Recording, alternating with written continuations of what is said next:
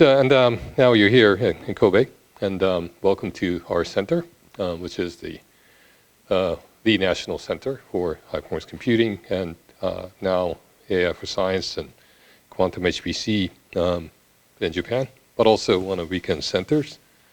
And we host this supercomputer Fugaku. Fugaku is named after Mount Fuji. It's an alternative name for the mountain, meaning, well, it means Mount Fuji, by the way. But the machine was named as such because it symbolizes our idealism towards a supercomputer. So basically, a supercomputer has to be high performance by definition. So it should have a very high peak. On the other hand, Japanese supercomputers, and maybe some of the US supercomputers as well, were very limited in their scope and applicability. So there were only a very handful of, maybe a little bit more than a handful, but very small number of user base, very specialized architectures, and they were not very consistent with the rest of the IT industry. And now the scenery has completely changed. There are a lot of workloads that have significant connections to the everyday computing. First started with things like graphics, multimedia. Of course, there are a lot of HPC being utilized not just in science, in many branches of science, but also in the industry for product development.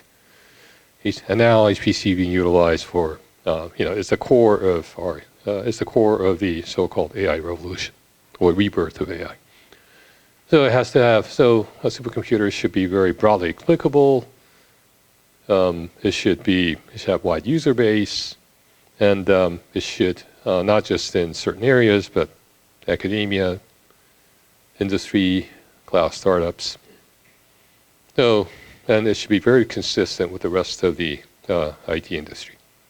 So being broad and be highly performant at the same time was the goal. But of course, pursuing high performance and high generality is very challenging. It's challenging in any artifact, not just computing. But ambition was to achieve that. So that's Fugaku. We haven't done the tour yet, have we? Have we done the tour? Not yet. So you guys haven't seen the machine yet, right? Okay. So, pardon me? Oh, next Tuesday. Okay. So you'll see something like this. A whole bunch of boxes, right? And in fact, the reason you see a whole bunch of boxes is the machine is so large that it's hard to get a perspective. So this is one of the virtual walkthrough demos we have on the website. So you can see that it has a whole bunch of boxes or racks. It occupies about 3,000 square meters, or half of a soccer field.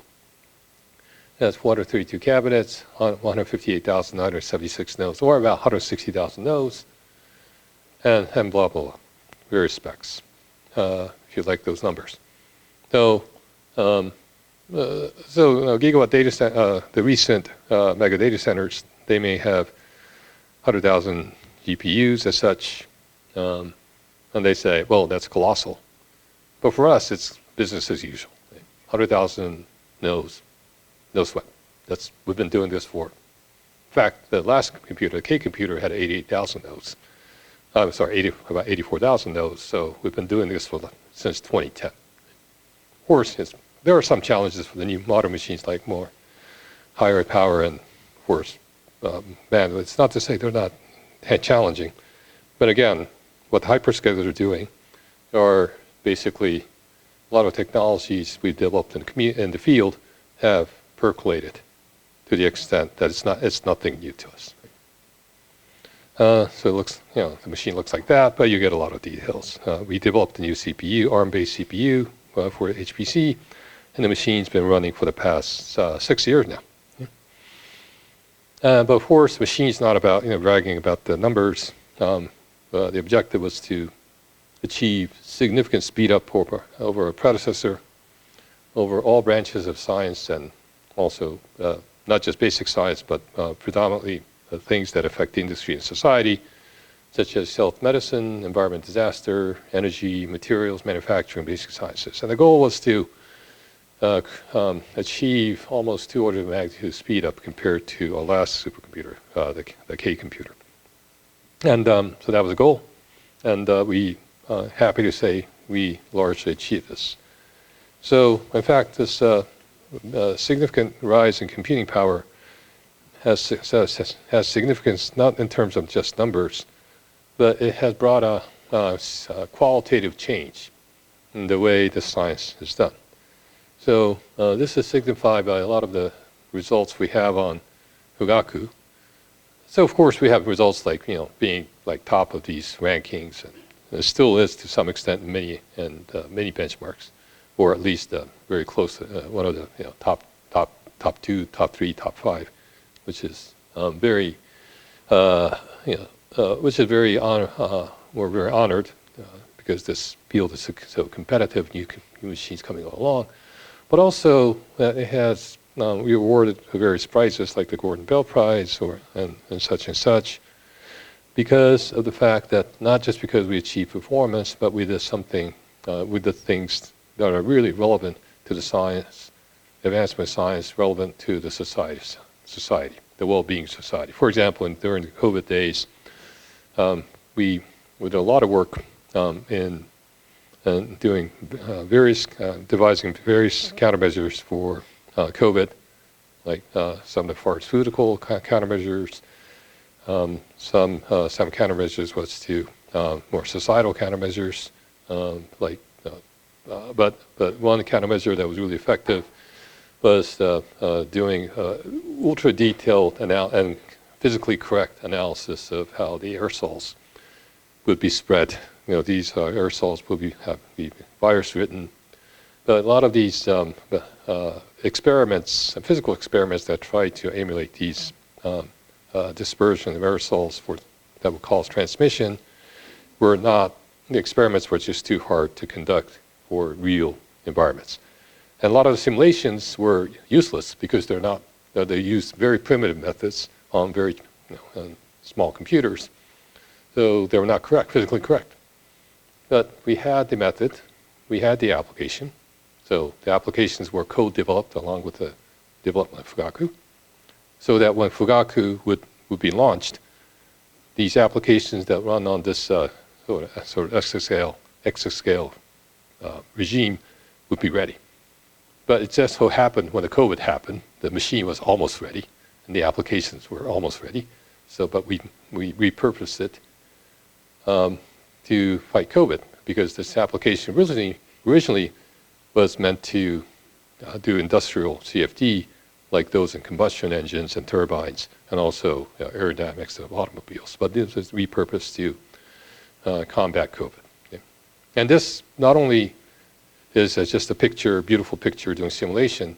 The analysis that was done, we created like 2,000 cases, over 2,000 societal cases, anywhere from transportation to office to classrooms to theaters to buses to ambulances to taxis.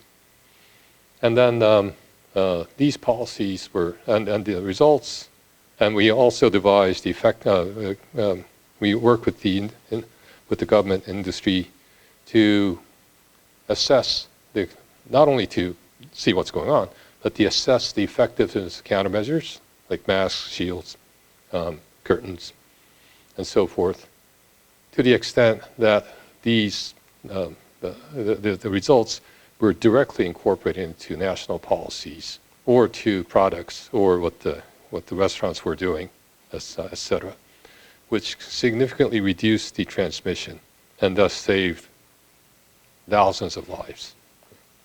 So we could not, but this was possible because now we had this massive compute as evolution from the K computer to Fugaku. Now we can do something real. And then not just the hardware, was also the application, and the algorithms and the applications, and the science associated with it. Same thing with ultra detailed weather forecast. We deployed this. This is doing data simulation of ultra high precision multi-channel radar There's few are now being installed in Japan. It can scan several hundred channels at once, frequencies, so to detect the clouds at various frequencies. These are installed in various places in Japan, including our 2 near Osaka. And this was coupled with a very detailed simulation of weather, real-time simulation weather at very high resolution. So usually when you have weather forecasts, the resolution could be like 2.5 to 5 kilometers, but this is sub 500 meter resolution simulation we can do in real time on Fugaku. And this also coupled in real time on Fugaku with the observations, and then now cast it to your smartphones for the expo. So people attending expo with summer, there could be sudden rain, but we could do ahead of time warning to people by pushing the information so that people can run for cover, or the speed spell coming, people can protect themselves. So these are, there are really tangible, real goals and real results. And as such, we had company, one of the companies, Hyperion Research, who's a consulting company in HPC, do direct analysis of what's the societal impact, what's the value, what's the return on investment. And they came, so although Fugaku cost about $1 billion as a project to build, the number they came up with like staggering, like $102 to $135 billion. So this means we get like 68 to 90 times return on investment in terms of societal and industry impact. And now we are designing a new machine for Fugaku Next.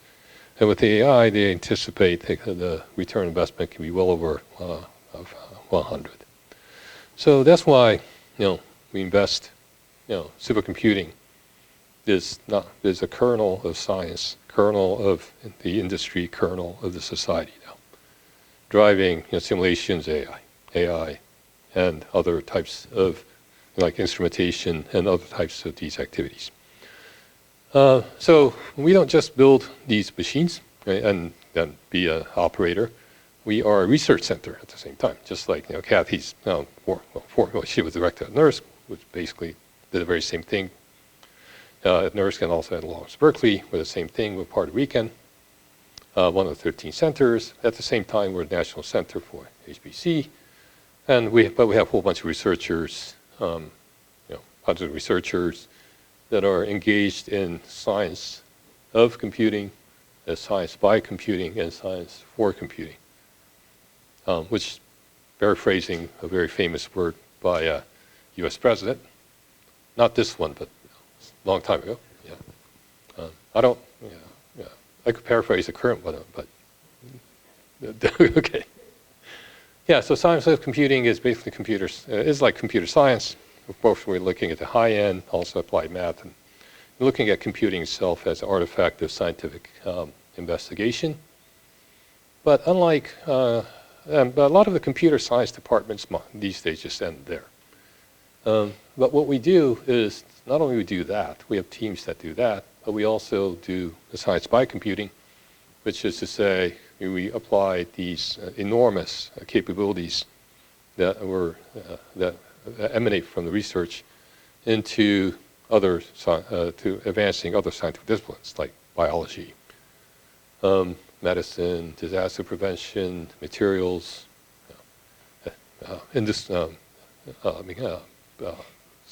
computational fluid dynamics for various industrial workloads, etc. And in fact, we have more teams doing that within the center than computer science. But these teams work. The point is that these teams work in very tight synergy. Yeah. For example, we have AI teams, but they just don't work on AI alone. They work on applying, I wouldn't even say apply. It's AI for science that they work on. They have new AI for new discipline, AI for science, not just conventional AI research. And we have science for computing, various disciplines of science that would contribute to advancement of science, of computing, like quantum, like neuromorphic, So they would advance computing, and of course we do work on these as well as collaborate with many labs within RIKEN and outside and other industry institutions that are devising, for example, new quantum machines. So the synergy between all these three and tight coupling is allowing us to advance science into the new realm, which in turn basically will advance the industry and, of course, affect the society, and advance society. That's our goal. Right? We just don't say we make big machines and we run limp-back and get results, and that's and just brag about it. So we have many teams. So if you're interested in coming to Japan and working with us after this boot camp, there are many teams. Some of the instructors are could be the leaders or some senior researchers in from these teams. Some people are but the others. In fact, this is a little bit old. So for details, please look at our website. We're always hiring people. We're looking for the best talents. I know that many of you are the best talents of your respective countries. So if you're willing, if we mix and match and have good compatibility, then we very much like to welcome you to work with us. In fact, 40%, nearly half of our researchers now at R-CCS are from outside Japan. Okay, so then where do we go from here? So, in fact, science is even changing more because of the fact that we are now in the realm of AI for science, and we have we aggressively, of course, increase our computational capabilities as in terms of new new architectures, but also new devices like quantum. So, although each of the teams are, of course, investigating their own agenda, but at the same time, they contribute to the activities that are of the objectives, common objectives of the center, in fact, of the high-performance computing of Japan, because we are the national center for doing this, not doing research, development, and deployment of these. So we have one project is Fugaku Next, which is our next generation Fugaku. And the goal is to achieve what can be considered as zettascale performance in AI, particularly in AI, by 2029, 2030, effective, not limp-back zettaflops, but effective performance increase of applications and develop new technologies. We're partnering with NVIDIA and Fujitsu and other Japanese institutions, and now we'll be partnering with the DOE institutions to push this agenda. We also have extensive AI for science projects. One representative is the Trip Aegis, which will also involve several $1 million. So Fugaku Next will be like more than $1 billion project. AI for science currently is $700 million, but this will likely increase. And we've got a lot of results. I'll talk mostly about that. And then there's quantum HPC hybrid computing, along with our partners, our RIKEN's own quantum computing center, but also working with a company like IBM. So if you listen to Jake Gambetto's keynote yesterday, a lot of his slides included like RIKEN as their IBM's partner. Yes, that's because we are partnering. We and also the RQC center are partnering with IBM to attain many results, and that's why you see the IBM machine downstairs. Okay, so let's talk a little bit about AI for science. So now AI has become so entrenched in our society and still making significant advances. Well, that said, a lot of these AI are for either LLMs or maybe like diffusion models for image generation, or very small models, customized models. But they handle everyday data, like languages or your images on the internet, like images of cats and dogs or whatever, or video, like YouTube video, or audio, like like various speeches, music. So they're much in abundance. And of course, each of the AI companies are working to engineer the model to the extent that they work better with these everyday sorts of data. But we all know that when you have scientific instruments, sometimes you can utilize your commodity instruments. But often cases, let's say you have you try to do genomics, you have to have Lumina. Not many households have like Lumina to scan genomes, right? Or have a wind tunnel, let alone a supercomputer. So, oops, sorry. So scientific data are oftentimes very specialized, and oftentimes very complex, and oftentimes are huge. They don't fit in your laptop. A single internet image may be, if compressed, maybe a few hundred kilobytes, maybe a megabyte.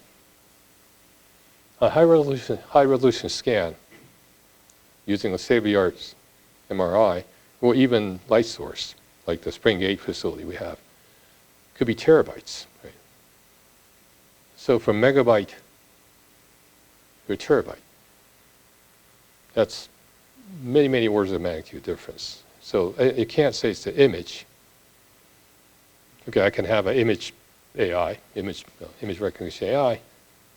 Sure, it may recognize a cat in an image, but sometimes maybe to apply it to some low-resolution images. But if you're really trying to do serious science and you have all these tremendously large data sets, then these commodity models will fail. And also, a lot of these data are not lingual. So when people say AI, again, they think about LLMs, foundation models. They think about LLMs, but or maybe like again image models like Nano Banana, which are diffusion models for image generation. But these models may not be typically are not lingual. Now, they maybe look like lingual, like genomics. You may have a foundation models for genomics, which is kind of associated with maybe could be processed using this similar techniques, like using autoregressive models. But no, but a lot of these data are not linear, or may have very different physics associated with it. So, let me skip forward. Yeah, so we may have so these models, like we have ultra high resolution vision models. We may have physics-informed neural networks, or so-called surrogates, that emulate the physics of a given environment. We may have physical world models, but very much focused on things like scientific experiments or instrumentation. We may have multi-channel data streams meant to do data collection, control, and optimization. And we have many, many types of structures in science which are not lingual. Right? You may have, well, genomes, but once you go to proteins, proteomics. The multi-omics, if you consider this the omics of all this, the standard biology, then of course you appreciate that not many of those can be encoded just in text. So, and then using these data to handle or to use these data, sometimes you generate these data. You may use models for solve inverse problems. You might do predictive modeling. You might do pattern discovery, etc. So AI for science, you have to do all of these things, or even more. And moreover, they are so super computationally intensive. Or we may need even new algorithms, because just throwing compute at it may not just work. We need new algorithms. We need new theories. We need new algorithms.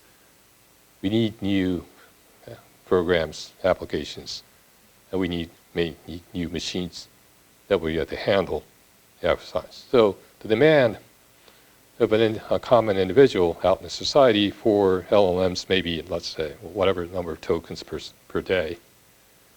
But the demand of science, or demand of science applied to industry, applied to society, may be many orders of magnitude greater, just like supercomputers compared to common computing is today. The difference is that AI for science may be applicable to all branches of science, not just very small ones where simulation have been applicable. So we will see explosion of this, and will fundamentally change the way we will do science. And of course, we're working with, already working with various institutions, not just within RIKEN, but with, for example, DOE, many universities, but also with labs like DOE labs, like Oak Ridge and Oregon, and also like, or with Brookhaven, Jefferson Labs, Berkeley.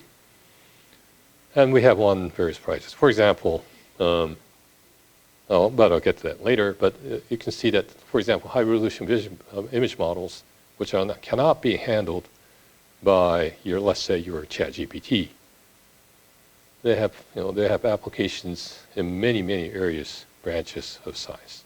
Again, these are handling 100,000 by 100,000, or even 100,000 cubic types of data coming from the instruments. And the climate model work, we won the joint team between the Oak Ridge and RIKEN, our center. We won the best paper at supercomputing, which was quite an honor. I'll just give you very small snippets of why handling these massive scientific data is so difficult. Because, for example, when you try to create let's say you try to create a foundation model for images, for these high resolution images. The usual way you would do it is, well, you may use convolutional neural networks, but that's kind of out of fashion. Okay, so let's say you try to do this with some diffusion models or even the transformer-based models, so that you would segment these into small pieces, and then you would feed it to the model. Okay? So then what you have to do is you have to chop these up, tokenize them, and then try to feed it to train the autoregressive model. But what happens is you have a terabyte data. Okay? Let's say you have a terabyte data. You chop it up. You still may have hundreds, data that's 10 to 100 gigatokens.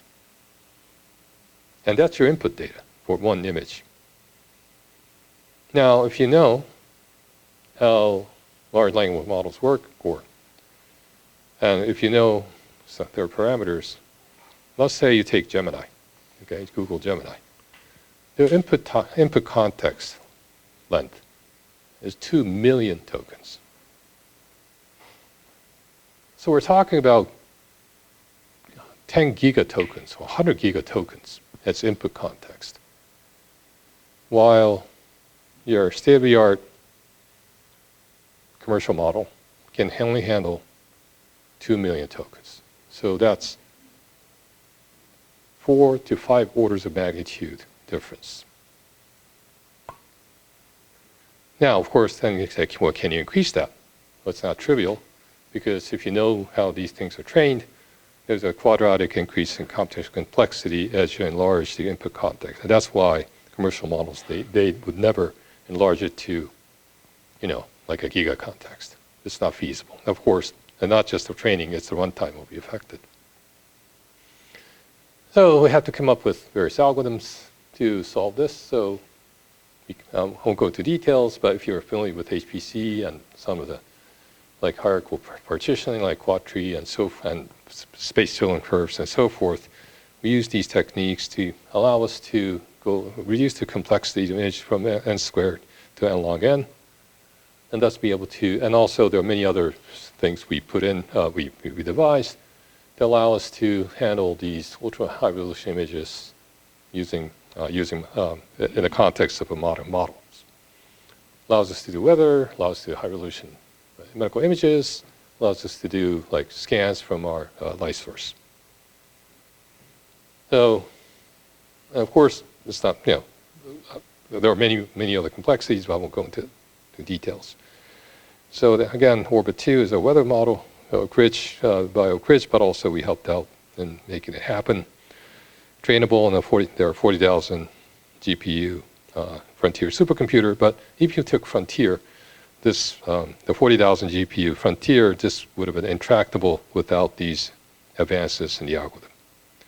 We use it for medical imaging, and we're using it to determine how to detect deterioration of infrastructures like roads and bridges by taking core samples of concrete and then scanning it in our Springgate light source facility, which is about 70 kilometers from here to another RIKEN's facility.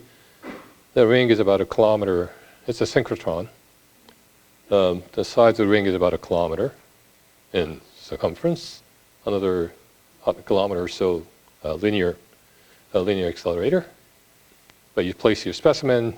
Basically, it's a huge microscope. It's a ginormous microscope.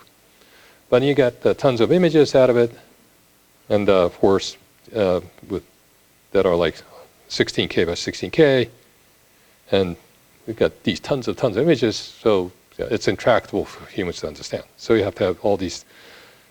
First, you have to have all these downstream tasks so that humans can digest these. But of course, you have to train your model. But how do you train a model which is already intractable in the first place? Okay, so you have to come up with a very sophisticated autoencoder to do label-less training of these models, and then etc. Again, I won't go into details, but as a result, we have these specimens, we have these sections that the Springgate will scan. It allows us to reconstruct these into a 3D image, 3D segment, we'll reconstruct segment and also perform various downstream tasks, allow the specialist to look at it and determine the current status of the road infrastructure without being very intrusive. Okay, I'll skip this. Of course, we have to have ways to transfer the data. Okay, we're running out of time, so I'll just give you another one, a few more. So that I'll give you an example, one model, but of course we have, if you take any discipline of science or multiple discipline of science, you may have various omics, from proteins, neuroactivities, various images, you have genome, transcriptome, you have like other phenotypes, et cetera, et cetera. So you have many types of data, and so we try to devise foundation models for each. Again, these are not your common language models. These are very specialized foundation models for each of the omics. Okay? Very different data types. Then you have your information retrieval agent. So now these will be controlled by agentic agents to access these models, to query these models, or even to query other tools like simulation tools or database tools to attain information that were attained from instrumentation experiments, simulation, or automated lab robots. And then you have a frontier LLM, which is not so much just an LLM, it's the reasoning model, it's the intelligence, it's your AI scientist.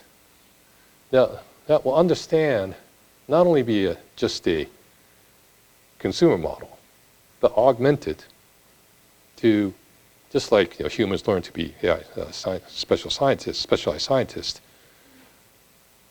So we operate as normal human beings, but we also have our expertise, right? So a frontier model, which generically is like a human being, but also will be trained to understand this landscape and access these models as tools, and then be able to digest and to federate and to devise science. So, and there are many challenges. They are semi-structured.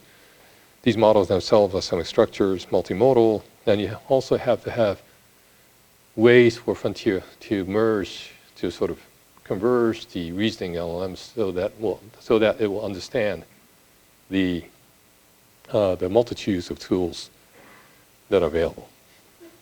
But once you have that, then you can really drive science or the cycle of innovation, either augmenting or even replacing humans, especially in most common scientific tasks. You can do automated discovery. So from hypothesis generation to test cases, to tests like simulations or lab experiments, or looking at the past literature, you can do the assessment, you can do the report, you can have AI write the papers and reports, then you can have other AIs review the results, and then this would be archived in the web of knowledge. And then we have new stuff to work on, or to extend the work. And this is what humans do, but we want to automate this process by the use of AI. For this comprehensive sets of AI agents, AI reasoning, AI agents, and also various tools that they can access. So, and this is what we are building we'll be building our science computing facilities for. Not to run a single big simulation. Well, of course, we may run simulations still. We may run a big simulation, but we run it because it's needed. We don't run it to brag about big things. We run it because it's needed in this cycle of innovation. And it's obvious it should be that way. But we need more compute because this cycle of innovation will be hyper-accelerated. Right? It's not just because as humans we have limitations on speed, or experiments may have limitations in speed because it's harder for humans to do it. Or simulations, although we can maybe do this in parallel, we still have to think and program. Right? But with AI, many of these things can be automated and hyper-accelerated. But the result of this is we may need tremendously larger orders of magnitude higher capacity in computing. Not to mention that everybody will be doing this. And if you think that's like science fiction or something that's far in the future, no, it's now. For example, one of our division leaders, Professor and Dr. Okuno, who's also a professor at Kyoto University, he does drug design. And he and his team for a long time have been developing this pharmaceutical, a digital pharmaceutical pipeline. So over the years, he had built this system, he and his people had built this system to have a workflow, right? Have a workflow of drug design, from analyzing symptoms and determining possible targets, and then doing the screening, and doing many other downstream tasks. To eventually, his dream is to totally automate the pharmaceutical pipeline to the extent that we would significantly reduce the time from like symptoms to a real drug. But in process, what they have done is to accumulate all these tools. So some are tools they developed, some are tools that come from many are tools that come from outside. But they have a collection of 1,164 tools that can be run on a supercomputer and in the cloud. So what they said was, okay, we have all these arsenal of tools. Right? Some are simulation tools, some are database, some are AI tools, accessing these models. So let's do this AI for scientists thing. And that's precisely what they have done. So now they have a virtual drug drug design, large-scale drug design AI co-scientists. So you input, and this is running on Fugaku and associate, and hybrid environment involving Fugaku and also the cloud. So a user would issue a query like that, a real professional query. And for a standard LLM, it might do some like deep research and give you back stuff from the literature.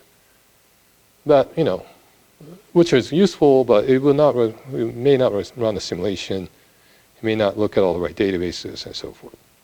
But now this is, you know, you have an arsenal of tools that are specifically designed for these tasks. So then once you do this, and in about an hour, we come back with a complete report that will be answering this query. The whole paper that will be basically give you the figures and tables. It will give you graphs. Will give you the structures. Right? You can't, you know, you can't have your ChatGPT do this. Because you can't have your ChatGPT do this because they're not designed for science from the ground up. But this is what you can do. Right? That one query. And it will generate this whole report. This is science today. Not the future, it's today. Okay? So again, we're doing lots of stuff. We're doing trying input processing, automating input data ingest pipeline to get stuff from instruments and ingesting it, and you know, design a pipeline. We need to do this in a secure environment. Let's say you're doing like human genome, you need to train the AI, do the inference in a secure environment, and there are a lot of security issues with AI agents. So trying to build this very secure environment to do this, and we're also trying to build to do many proof of concept. In fact, the production systems, for example, involving Spring 8 to drive this automated science. Oh, I'm running out of time. Okay. A few words on quantum. We're building a multi-quantum computer, multi-classical computer environment because we envision that's the future. You'll see the quantum computer the real quantum computer downstairs. You can't touch it. Unfortunately, it's like looking at it from behind the glass like a zoo. But this is a real 156 qubit IBM quantum computer. You can also see the display model of what's inside the cryogenic chamber, the cryostat. But what we're developing is not the quantum computer itself, but the entire environment for allowing these quantum computers in hybrid combination with the classical computers, and in fact multiple numbers of them, because we believe that's the way to go. Not just have a single quantum computer, but multitude numbers of them, coupled to multitude numbers of supercomputers to construct this global environment of quantum HPC hybrid. So, and we have real results, and we are almost there. As if you listen to Jay's keynote yesterday, we're almost approaching what one may regard as quantum advantage. So I talked to Jay. I said we'll achieve one next year, but we'll see how it goes. Okay, but it's getting real close. So for this material science application, the fastest simulation, DMRG, which has less limitation, but by using 77 qubits on IBM and 150,000 nodes on Fugaku, and a new hybrid algorithm, we're almost there. Almost, not quite, but almost there in terms of achieving a quantum advantage. Finally, Fugaku Next, I won't talk too much about that, unfortunately, but it's a big project to attain significant speed up again, but also not only speed up, like indicated here, achieving sort of effective zettascale performance, but also to be a basis, and not just for Fugaku Next alone, but develop technologies that will be basis for AI for science globally. So it's not like this machine will be a singleton. We would like the technology to proliferate. We'd like the technology to be adopted by the cloud, adopted by other supercomputing centers, and working in collaboration so that we can create, and as I told you, we need significant blowing up of the computational infrastructure, but also not only the speed itself, performance itself. We need to have software, we need the tools, we need ecosystem, we have to have the agents. The AI science be driven by agents in tandem with humans. And again, this will significantly accelerate the cycle of innovation. And I expect all of you to be in that mode to advance science. Science we know, we have known the methodology we have known to yesterday, high performance computing we have known to yesterday, they're gone. Right? It's the new arena, it's the new world. So that's why we're teaming up with companies like NVIDIA and Fujitsu. After stringent selection process, we'll be developing one of the top CPU in the world with Fujitsu. Much better. Well, hopefully it'll be much better than Intel AMD's offering. It'll be an ARM processor, but we'll have many features and performance appropriate for the AI era. And of course, we'll be working with NVIDIA to help them design the next generation GPU. Likely the Feynman GPU, but I can't be very specific about that. But finally, we need collaboration because we can't just do it alone. We need talent. So we need people to come in, but also we need people to be populating the various institutions, companies with this agenda. And collaboration amongst the parties is necessary. We'll collaborate with the US, collaborate with Europe. We just announced this collaboration with the Genesis project. US Japan is very likely to be the primary partner of the Genesis program.